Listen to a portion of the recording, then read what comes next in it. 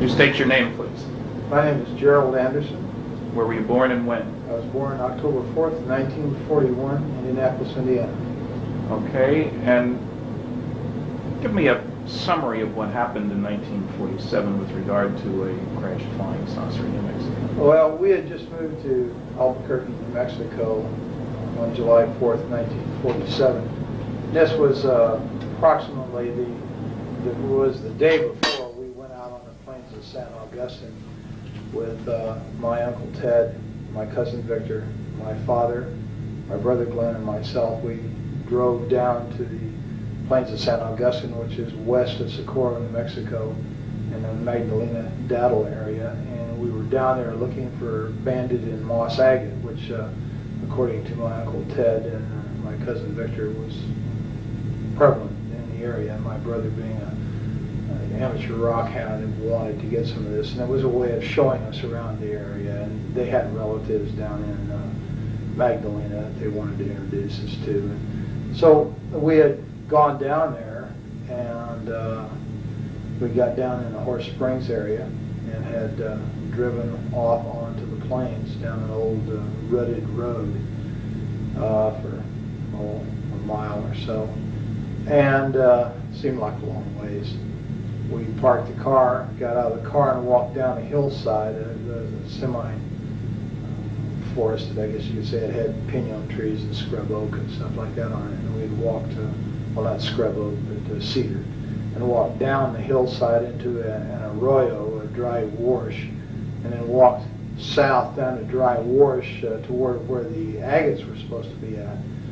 And as we came around a bend in the arroyo that had pinon and cedar trees growing on it, we were able to see farther ahead down the arroyo, and on the next ridge line there was a large silver disc-shaped object was embedded in the side of the ridge line, and there was debris and wreckage and stuff strewn about the area, but mainly this thing was intact.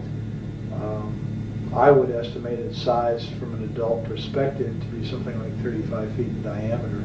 I've heard other people who were there say they thought it was like 50 feet, but as an adult I would say about 35 feet in diameter, quite large. When we got up to it, there were 4 bodies there, not human. There was 2 of them who were obviously dead. One of them was obviously very badly injured, and one of them apparently suffered no ill effects, or didn't appear to be injured, and was ambulatory, was mobile. I was just sitting there next to the one that was still alive that appeared to be dying. Were they right next to the vehicle? Right next to it, right under the edge of it. And this craft had apparently come in from the east, bounced off one ridge line, went plowing through this arroyo area, and then crashed into the ridge line and embedded itself. And they were sitting back under the edge. It was kind of tilted up like this, and they were sitting back under the edge here.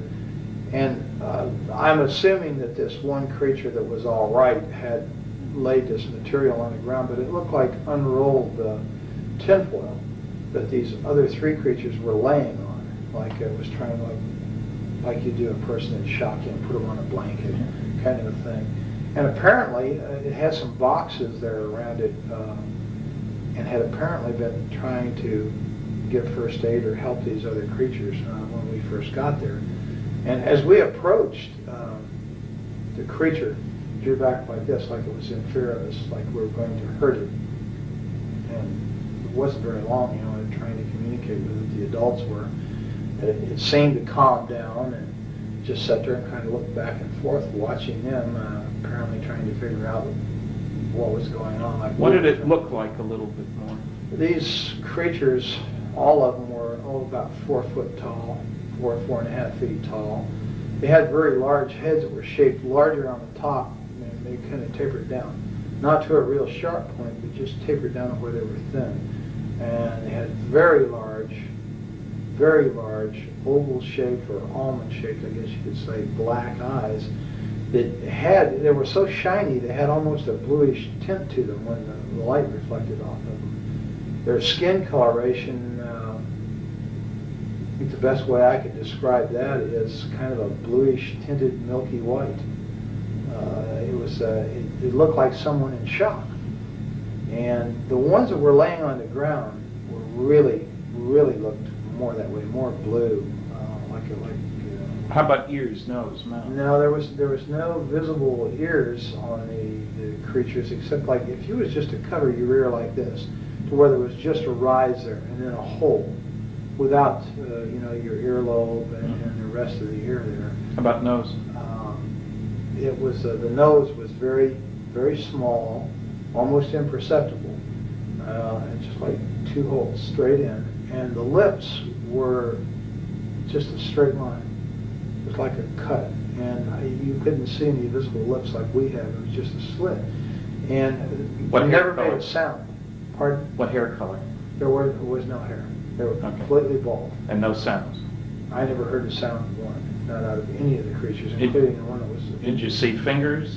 Yeah, they had fingers like this. They didn't have a little finger. They just had the thumb and 3 extra digits, except the center digit was longer, and the other 2 were about the same size. They were very long and slender. It looked very delicate, and I've made the statement before, and I'll make it again. I think it would have made an excellent violinist because of the structure of their hands. They were wearing one-piece suits. All of them were dressed exactly the same, and it was sort of a real shiny, silverish gray color. No zippers, buttons? No, I saw no zippers, no buttons. Insignia? No insignias. The only thing that was different, they all had this, but the only thing that was different from the silvery gray suit was that down like the seam on it, like it was a seam on the shoulder, and around the collar it was trimmed in what appeared to be maroon, like cording. Then the suits were continuous with their footgear. You could see right about this area down, it seemed to be less pliable than it was up here, like this was a stiffer area, like it was boots or shoes or something. But they were all dressed exactly the same. Okay, so you and your family are talking back and forth, wondering what was going on. What did your family say? I mean, did they say anything? Yeah, my brother, one of the first remarks I heard he made was, that's a goddamn spaceship. There was bodies up there, and I was told not to go up there, which I did. And how old was your brother at the time? He was in his early 20s, I think 20, 21, something like that. He was a lot older than you were. Oh yes, considerably. When we got up there, I kind of meandered off to one side. This thing was cocked up, and I was standing here. The bodies were here, and everybody else was kind of down here, except my cousin Victor was over here playing and looking in this gaping hole on the side of this disc, and it's shaped just like a discus, except for a round dome was up on top, and there was this big gaping gash in here where you could see inside, and it looked like a double hall. How big length? The dome? The gash. Well, it covered the greater majority from the center of the craft out. It was just like a gaping hole in there. And I'm thinking, it's like about 30 feet, 35 feet in diameter, so we're talking, 17 feet maybe. Oh, okay. And most of that one side was ripped open like that. And you could see inside, and you could see another double hall, like in there, and there was these rows of components that was on there, and there was lights that flashed on and off. Some of them were steady, some were flashing. There was a lot of debris and stuff hanging out of the hole. There was evidence that there had apparently been fire. It looked like it had been burnt along the edge there. The gash. Now, this wasn't a gash that could have been caused by the thing coming into the ground. It wasn't at the leading edge of the vehicle. No, this was in the side, like it almost appeared, it was elliptical. It almost appeared as if something the same shape as the disc we were looking at had hit that same, had hit the disc and left an imprint that pretty closely approximated the outside diameter of the disc itself. And it appeared to be caved inward. Okay. And kind of like, you'd hit it like this and it just crumpled and caved in and ripped it open. Okay, so you're there, you take all this and everybody's mystified. What were the circumstances outside? Hot, cold? Very, very hot.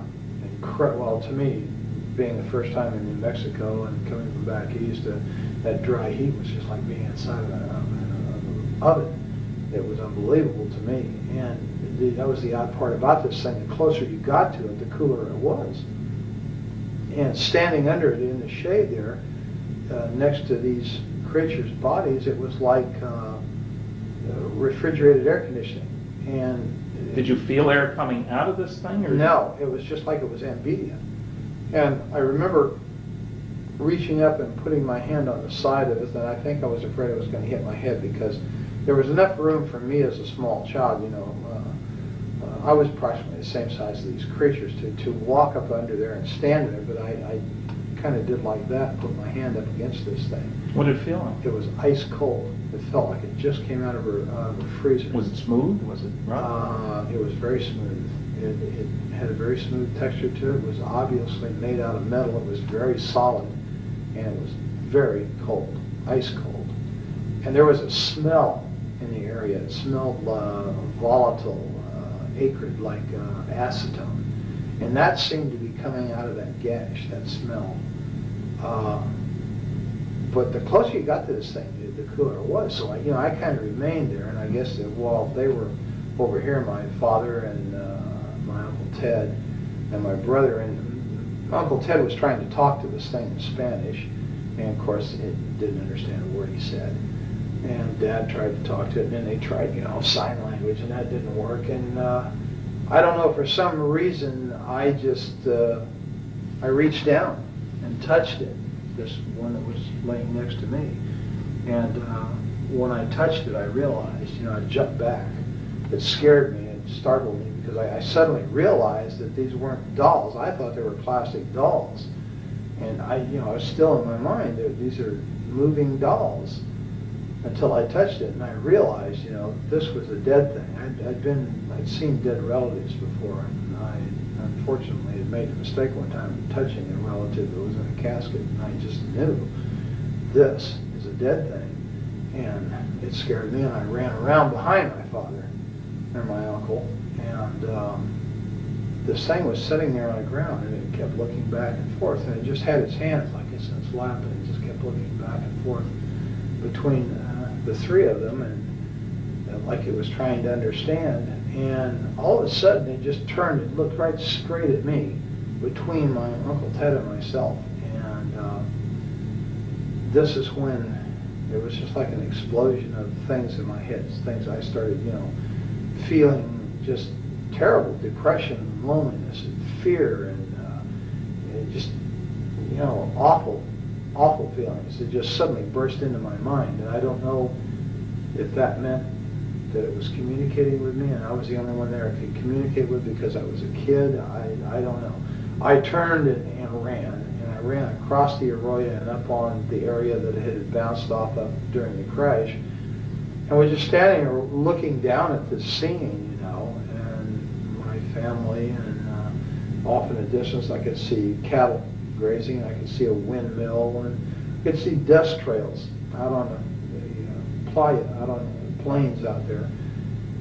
And I was there for a little while, and then I came back down, and I guess we were there, Victor was when I got back down there, Victor was up in the crack, and Ted yelled at him to get out of there, and Glenn went over and grabbed him by the belt and jerked him off. That's your brother? Yeah.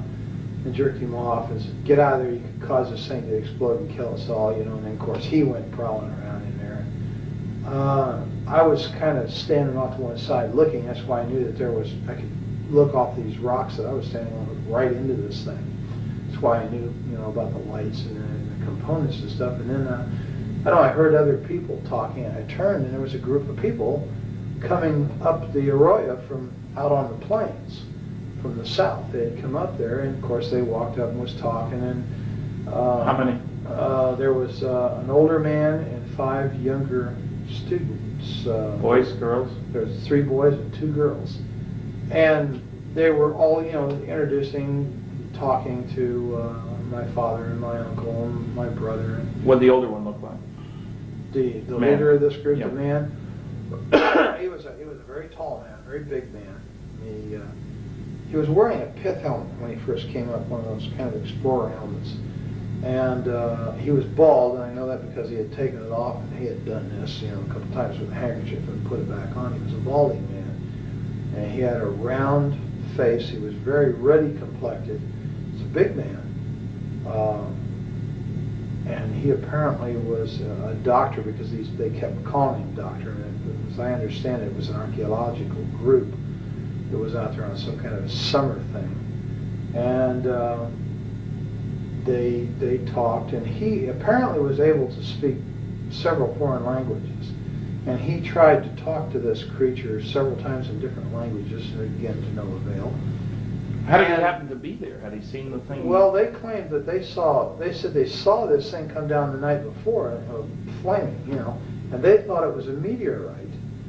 And they had talked about, well, in the morning, you know, we'll go over there and see this, where this meteor came down, because that's what they thought it was.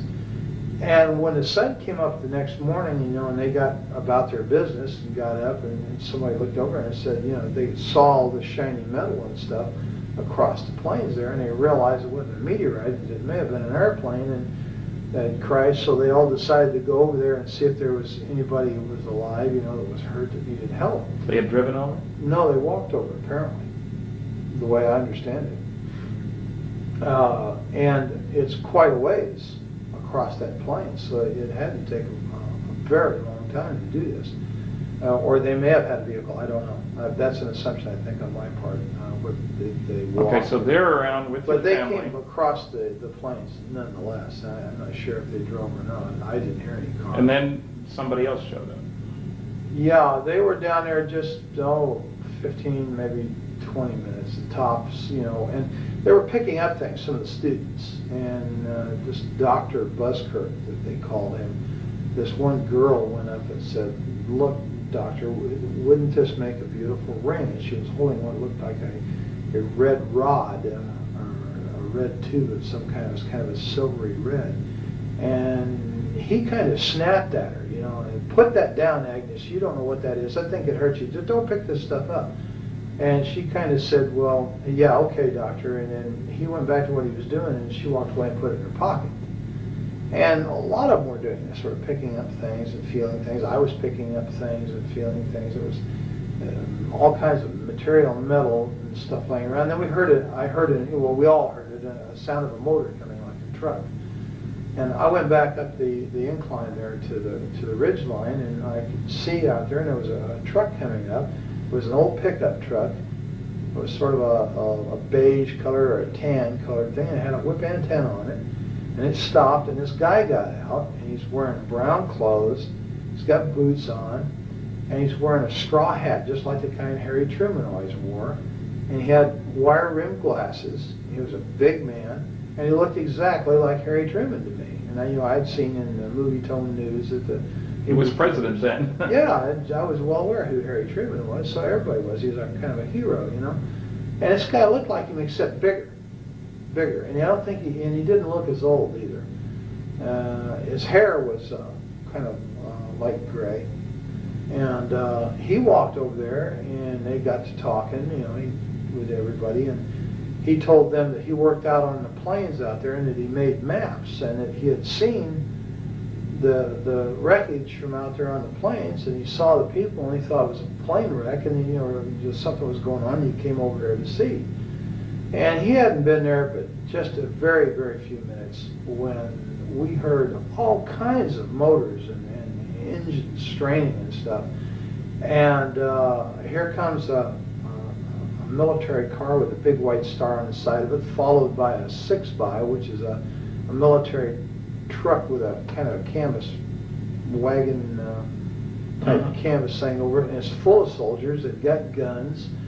And right behind that was what we call a 4x, which is like a medium-sized Jeep truck situation, and it had two big high whip antennas, all kinds of radio gear in the back, and a guy back there with earphones and stuff on, and he's, you know, working these radios, and they all pulled up and stopped. And which direction had they come from? They came from the north, from the Horse Springs area, right. So they could have come off the highway there. Oh yeah, I'm sure that's exactly how they got there. They come off the highway the same way we did. Well, in the meantime, that when it stopped, this black soldier the sergeant, and the reason I know he was a sergeant, my brother told me he was, and he got out of this car, and then a guy got out on the other side, and Glenn said he was a captain. He told me later he was a captain, and this guy had orange-red hair, and all the soldiers then came running over there, pointing guns at people, and telling them, "Get away, get away, get away," you know. And when this creature saw these people, the military, he went nuts. He went into an absolute panic, worse than what he did when he saw us. Did he move around, or just his eyes? Or? He just Oh, okay. Crazy, and it was like he was looking Fearful. like he was looking for a place to run and hide. But he never got up. Never got up. He never left the one injured one next to him. And this red-headed officer, this guy was a real butthole. He made all the threats. He threatened to have people shot if they didn't move To away. Everybody? Oh yeah, get away, get away. You know, we'll shoot. Get away from there. This is a military secret. You know, just screaming and hollering. And he told my uncle and my father that if they didn't want to spend the rest of their life in prison, they would never say anything about what they saw there. If they ever wanted to see us kids again, they'd take the kids away, and they'd never see the kids, you know, meaning me and Victor, that we'd better keep our mouths shut. If we did not, this is what was going to happen. They were threatening people and pushing people. And The students as well? And Dr. Oh yeah, Busker? they were hustling everybody.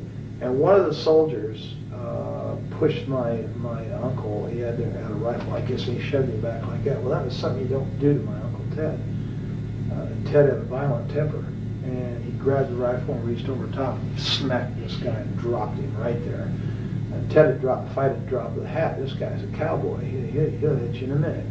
And of course, when he did that, there was bolts opened, and I guess cocking, they were cocking their rifles. They were pointing guns at people, and everybody, Busker and Glenn and Dad, grabbed him, pulled him back and got him away. Don't, man, they're going to shoot. Don't do that, trying to stop this. And I think we came very close to having someone shot. Then they really started threatening, and they interviewed me. Well, did the redhead do all the talking pretty much too? Pretty much, except once in a while the sergeant would chime in and make statements like that to other people in response to the redhead. But mainly it was the redheaded. Was there a name tag? Yes, there was, and his name was Armstrong. And I'm not sure if I know that from having read it or know that from remembering it and now being able to read it in my memory, or if someone said that to me. But his name was Armstrong, was right here on his uniform. Now, they chased you guys away pretty quick. Yeah, they did. And they herded us up like cattle, and they moved us up the Arroyo back in the direction we'd come from, over the protest of this Dr. Busker, who said, no, we've got to go the other way. We came from over there. I don't care where you came from, get your ass up the Arroyo.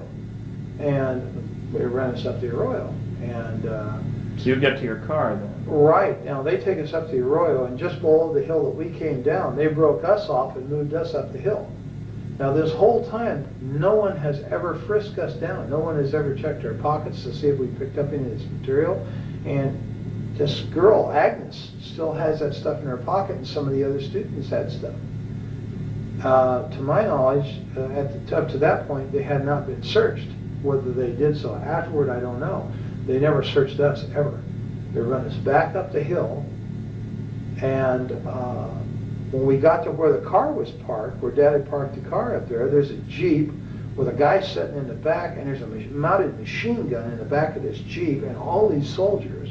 The Jeep pulls out, we're told to get in the car, we follow the Jeep, and the soldiers go with us, all the way back out to the highway. And when we get back out to the highway, they set us right there. They wouldn't let us out of the car. They wouldn't let us move forward. I don't know whether they were making a decision or what. When we got out to the highway, this place was absolutely full of military personnel, military equipment. There was airplanes sitting out there that they had landed on the highway. Did you see any airplanes when you were back at the site? Yeah, there was airplanes in the sky, but nobody thought much about it. I didn't think anything about it. I was used to airplanes being in the sky, having been raised in Indianapolis, Indiana, the home of the Nordum bomb site. The sky was always full of military aircraft. I never thought nothing about it. And when we get back onto the highway, there's observation aircraft, high-winged aircraft, and there's one, what I know now to be a C-47 sitting there, and how we didn't hear that land's beyond me. And how he landed, well, of course, I guess you could land if you're a good pilot out there, because there's no telephone poles or anything. And they had torn the fence down on the north side of that highway, and all this equipment was setting back up there, and that plane was up there, and they were taking stuff out of the plane. There was military ambulances, and there was trucks with wreckers, cranes on them, and there was tankers, like maybe had fuel or water in them. There was just, everywhere you looked, there was military. And a major recovery operation. Yeah, it looked like an invasion force. It really did. And they were all wearing these light khaki uniforms. They didn't look like, olive drabs. They were light khaki, and they all had the same patch over there, that kind of blue funny patch with the circles on it was on their shoulder. And Did you have any clue as to where they came from? Did your brother or your uncle? No, I don't know where they came from. I don't think anybody ever ascertained that. There were a lot of them had MP patches, and some of them were wearing nightsticks off of these webbed utility belts. They had nightsticks, and they had 45s and holsters, the automatics in the full holster. And these were the people who were given most of the orders. They had the road barricaded off out there, and we sat there for a very long time, and we were getting thirsty and everything, and we asked, if we could go back to Horse Springs and get some water. Oh, no, you can't go through there. And right after that, they said, no, you just turn around and you head out of here now, and you go to Socorro, and this is the redhead again. You keep your mouth shut, you just keep going, and don't look back. Well, so we drove away, Dad and I said, hell with it, we'll go to Magdalena, we'll get water in Magdalena, because that's where John Trujillo lived, their relative of Ted. And so as we drove away, I was looking out the back window, and I could see Dr. Buskirk and these kids, and that guy that got out of the pickup was standing there, and this Dr. Buskirk was doing just like this in this red-headed officer's face, and he kept pointing back behind him. And I guess that meant, we got to go back that way, and he was fed up with this guy or something. He was shaking his finger in his face while they were yelling at each other. And that's pretty much the last I saw of the whole situation. I don't know what happened after that, because we just kept going. Did you get home before dark? Oh, yeah, it was before dark. Of course, it was in the summertime, so it didn't get dark until way late. And we stopped in Magdalena very briefly, and then just kept going. And the adults were really funny. They were really scared. And I had very rarely, well, of course I didn't know him that well, but over the years I knew that Ted was not much of a disciplinarian. He really didn't discipline the kids that much. But he really knocked the fire out of little Victor. Victor wanted to talk about what we just saw. I just saw Ted kept telling him, shut up, don't talk about it. Nobody's talking about this. Finally, he just turned around and knocked the living hell out of Victor for shooting his mouth off. Did Ted work at Sandia then? Yes, he did. He did something out there in the technical area. I don't know. Had a clearance? Yes. And later, your dad worked out at Sandia? Yes, he did. Security. And he worked there for years. Until he retired? Until he retired. And Dad had some very high clearances. Okay. When we got home, Mom was over at Uncle Ted's house, and Mom perceived instantly that something was wrong. I said, what's wrong, Glenn? He's again. And then they decided to tell him. Well, when they did, then of course Isabel, oh my God, you saw demons, you saw the devil, because Isabel was Ted's wife? Ted's wife is a devoutly religious Catholic person who thinks anything that isn't a vision of, say, the Virgin Mary or of Jesus is quote-unquote demons, and that's what we saw. And of course Ted, oh God, he just put her off. And we really never talked about it much in the family because of the reaction it got. And my dad was really afraid, and so was Ted.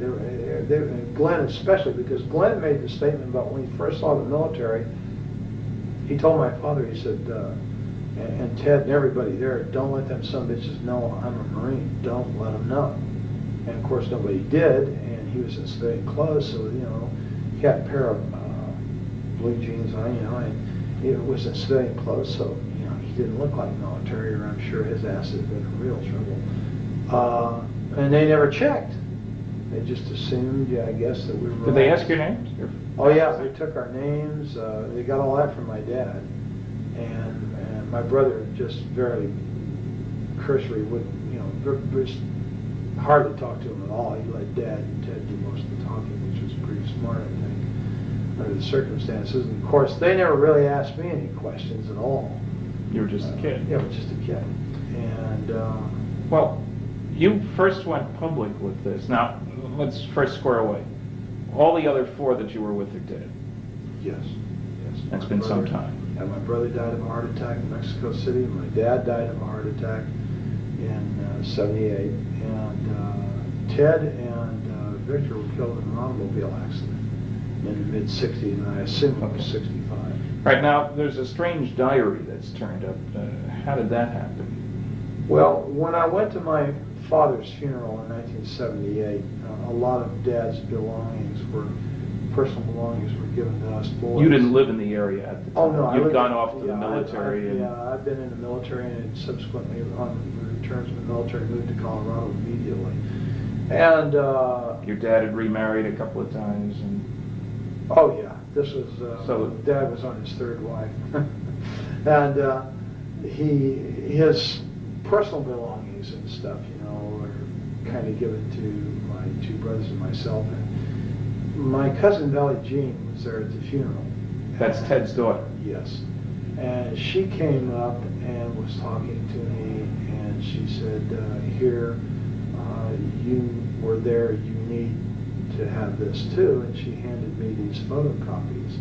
And at first, I thought, well, what is this, Dad's diary? She said, no, it's my dad's diary, but you were there, you need to have this. And then it dawned on me what I was looking at, and because I read a little bit of it. And so I said, yeah, okay, and I didn't want to talk about it at the funeral, because Roz's side of the family, God bless her. That's your dad's 3rd wife. God bless her, I loved her. But they were very religious, and they would have viewed this exactly the same way as Isabel had, as evil. And I really didn't want to have any problems with them. We were kind of on shaky terms. We didn't see eye to eye religiously, so we're not quite. Well, you're active in religion now, aren't you? Oh yes. You're a deacon in the Episcopal Church? Right. Okay, that means you actively participate in lay Eucharistic ministry. Okay. So I actively participate. I serve on the altar. What do you do for a living now? I'm a security officer at the state of Missouri. And you've been doing police sort of work for several years now? Oh yes, it's about 9 years all total. And you also are going to college to be a nurse, and you've already got a couple of associate degrees from community colleges. Right, yes. One Associate of Science and one Associate of General Studies, and I'm working toward my Bachelor's of Nursing. In roughly 2 years, I will have my Bachelor of Nursing. I'll be a licensed. Now, to be a security officer, you have to be licensed by the state of Missouri, do you? Yes, you have to be a certified law enforcement officer, which means that you have to have gone to the state academy, the Department of Public Safety. So that's not just a pickup thing. Oh no, you have to it's a attend the professional. academy. Yes, Yeah. it's definite. Okay. And you have to work for the state under these conditions. You have to not only be certified, but you have to have prior law enforcement experience. Now, when we get back to the diary for just a minute, when you were hypnotized by John Carpenter, a psychiatric social worker, and he was asking you questions about the diary, apparently you've been told that there were a number of copies of that around? Yeah. Something buried out maybe there too? Yeah, as I understood. Well, in fact, in conversations with Valley Jean after the fact, after I got involved in this thing through the Unsolved Mysteries thing, I was told that that wasn't the only diary. That what I had was a copy. Well, it was a photocopy. Okay. And that there were a lot of these copies around, and apparently Uncle Ted or someone had put these out through different people in the family and friends and stuff, for reasons, I don't know, to keep her from getting lost or something like that. Okay, now, when I asked you for the original, you contacted who? Well, yeah, Valley Jean. That was Valley Jean, okay. Right. She was in a convent. Right. And she was reluctant to do anything. You had to call a number of times, as I recall. That's correct. And you talked to the bishop? Somebody talked to him. Yeah, I talked to a bishop. And he convinced her to send the stuff to me? Yes, apparently. Okay, because I got it directly from Colorado with a cover letter that strongly indicated that she didn't want any more to do with this. That was part of the agreement. But that she considered this the work of the devil, or words to that effect anyway. Yeah, I think she's of the same opinion that her mother was. Okay, It so... was the work of the devil. And you see, all I ever had of this was the photographic copies that I had showed you originally. And as I understand it, you received the original I received the copies, original the from which originals. those had been made. They were partly burnt. She mentioned she had intended to burn them, but because of your persistence and with the agreement that I never contacted her, she would send them to me. And as you know, when I had forensic analysis done, it showed that the ink dated from the early 70s. The paper could have been available in 47. So it was clearly not an original. But it was also done before there was any publicity about this case. Anyway, because I know I was the first one to get involved. Exactly. Now, as you know, we have discovered, not I, but you had identi-sketches done by a police artist of the various people involved in this. Right. And as you know, there is a picture, several pictures that seem to indicate that Dr. Buskirk was Dr. Winfred Buskirk, who had received his PhD at the University of New Mexico. And you had described him as in his late 30s, early 40s. It turns out he was 39 in 1947. He was bald and been bald most of his life, even up to then. Was there other contact between you and he at that time, as far as you knew? Your family and him, or? I don't know. Well, not to your knowledge. Not to my knowledge. I don't believe my dad had ever contacted him. There's a possibility that Ted may have, and I'm not sure why. I think Valley Jean had alluded to the fact that Ted had been in contact with him, and that they had corresponded and this kind of thing. But as far as any personal knowledge of it, no. Okay, now you didn't tell your story really until the Unsolved Mysteries program was rerun in January of 1990? That's right. That's when you contacted them, got my address, wrote me, wrote Kevin Randall, and we're a little upset that the program wasn't quite accurate. Well, yeah, that was the whole thing. It started off as a fluke to begin with, because everything that I saw didn't jive with what I had seen personally. Yeah. And I guess I was kind of miffed, here all these years.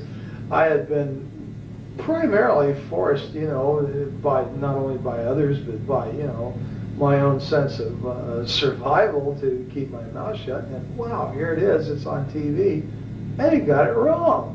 And so, I just impulsively called the number and told the lady, wait a minute, that whole thing was wrong. Well, how do you know that, sir? And I said, well, because I was there, that's why. And boy, that apparently pulled somebody's string. Yeah, and the key thing that was wrong, of course, there were a few mistakes in an otherwise excellent program, was that they had that, the Barney Barnett, the civil engineer story, over near Corona, and you knew that it was over in the plains. Right. There's a lot more. Well, yeah, and then the fact that the thing looked like a tin flat hat or a tin top hat, and it didn't. It was disc shaped, and Barney Barnett, or whoever the guy in the truck was, did not drive right up to it on a road. It wasn't parked conveniently next to a thoroughfare, Right. And it was just things like that. And I don't know. I just, for some reason, I thought, well, geez, look. It's already public. Yeah, the story's out, and let's get it right, Of course, I don't think I realized at the time, how involved this was going to be, but what kind of response? You live and learn. Now, I got you together with John Carpenter, the psychiatric social worker, and you guys had several sessions, and then we flew out to the site. You're reasonably convinced now that the second time around out there we did find the exact location. Yeah, the first time in, it was like 43 years. And we're in a helicopter. And I was in the air this time, and last time I was on the ground. And so, you know, the landmarks were a little confusing. I was positive I was in the right place. But until we actually got on the ground, John and I, and retraced the route in there that we had come in the car, I wasn't absolutely sure. There was 2 ridge lines there, and I wasn't really sure of which one it was. And I had the feeling that the first one that I had pointed out was the correct one, but once I went in on the ground on foot with John, I knew instantly that it wasn't that one, it was the other one, and I'm absolutely positive that that's where I was at. There's no question in my mind. And you will recall that you described the woman who sold you the pop on the way in? Right. And we found the older woman there who said that was exactly what she looked like. That's right. And I'll never forget that lady because I had it with the heat. I'm telling you. Back seat of that 40 Plymouth, down those dirty old roads and stuff, and for mile after mile. And of course, my dad was one of these kind of people. When he got in a car, it was point A to point B nonstop. I don't know why. He just never stopped to smell the roses along the way. And so, you know, I was pretty sad shape, and yeah, I remember that lady quite well. What kind of response have you had? You went public. I mean, John talked to a newsman. You both talked. He called me. In the Springfield newspaper, paper carried a very straight, very large article, and that got spread around by lots of people. So suddenly you're a celebrity, if you will. What kind of reaction from the people who knew you on campus where you worked, your friends? Oh, very, very few negativists. There's the noisy negativist, you know. We have those. But in general, generally supportive. 99% of the people were incredibly supportive. Only one professor at the university was of the negativist type that was vocal about it. Everybody else is just 100% supportive. The majority of these people are absolutely convinced, even without this story, that extraterrestrial life forms exist and that the people are flying around out there and moving between systems and stuff. And it's just an unbelievable amount of support. You didn't lose your job? Oh, no. Your boss didn't give you a hard time? Absolutely not. In fact, I think I can publicly say that my boss is extremely supportive because he is a avid ufologist himself. He is fascinated by the subject, and you won't have any problem convincing him either. And my boss has a master's degree. He's not someone that's untrained observer that's given to hallucination. Most of the people who are the most supportive of me are people with very high educations, very, very solid educations, very solid, upstanding degree people, not given to hallucination. You attended a UFO conference with John Carpenter, and he gave a paper, I guess, and introduced you. Sure did. And you got a response from that audience too. Yeah, 100% supportive. I was really quite relieved and made very, very welcome. And, well, you've been interviewed by a number of other people. Linda Howe, working on a documentary and so forth, seems to have brought the story. Now, how much contact did you have with Kevin Randall? A very brief telephone call. I came home from work one day and there was a message on my answering machine, and as you well know, I have a tendency to be hard to get a hold of. Yes. And he'd left his number, and of course I had his address and yours, and I had sent cards to both of you and something to the effect, if you want to know what really happened out there, call me. Yeah. And he had called and I wasn't there, and he had left his number, so I returned his call. Now, I talked to him very briefly, primarily because I didn't like the man's attitude. I don't feel comfortable with people who call other people liars and charlatans and phonies and say that they rig their research to make it come out the way they want. And when someone starts telling me this kind of thing, then the first thing I want to do is I want to get away from them. And this is exactly what I did. Now, I understand that this man claims that I talked to him for 2 hours and that he has a 2-hour tape of one contradiction after another of me, and that's not quite true. Okay, there's been no other contact with him? No other contact. I won't give the man the time of day. Okay. And has any other investigator, any of the noisy negativists approached you directly? No, none at all. The only other investigator is you yourself, or Don Berliner, and Bob Bigelow and John Carpenter. Okay. And And- course, you're quite familiar with our involvement. And you agree that on that first trip to the plains, it was you, I, Bob Bigelow, and a pilot in the helicopter.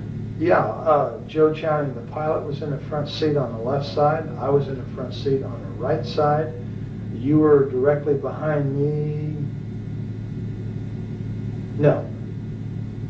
You were directly behind the pilot on the left side, and Bob Bigelow was directly behind me on the passenger side. Right, and then we met up eventually with Don Berliner and Right. John Carpenter, They and were spent at- the next 3 days They together. drove to Daddle. They drove the Jeeps and stuff to Daddle, and were waiting for us at Daddle when we landed in the highway island out there. Right, and as you recall, where did we refuel the helicopter? Springerdale, Arizona. So we it's not flew to far the to site. Arizona, that's the Oh, point. no, it was just a matter of a few minutes, actually. 25 minutes maybe at the max, west of where we were located. All right, I think we may pick this up another time, but I think that'll do us for now. I really appreciate the time and trouble and effort and all the rest of that, and on to bigger and better things.